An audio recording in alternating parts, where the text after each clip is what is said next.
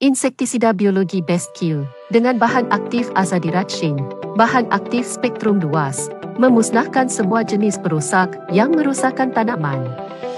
Terutamanya tidak menjejaskan tumbuh-tumbuhan serta kesihatan manusia. Perosak dan kulat yang merosakkan tumbuhan semakin tahan terhadap ubat dan tumbuh dengan kuat. Dengan kelebihan biologinya, Best Kill secara langsung mempengaruhi metabolisme perosak, menjadikan perosak tidak dapat memetabolismekan, akan mati secara beransur-ansur dan tidak lagi boleh memudaratkan tumbuhan. Terutamanya Best Kill juga memberi kesan. Walaupun telur larva serangga menyebabkan mereka tidak dapat menetas. Kebanyakan serangga akan menjauhi tumbuhan anda selepas anda menggunakan Best Kill.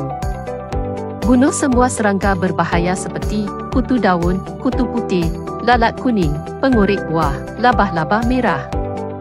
Jangan biarkan perosak menjejaskan mata pencarian anda. Pilih Best Kill hari ini untuk menyingkirkan serangga. Perosak dan penyakit tanpa bimbang akan menjejaskan tumbuhan dan kesihatan manusia.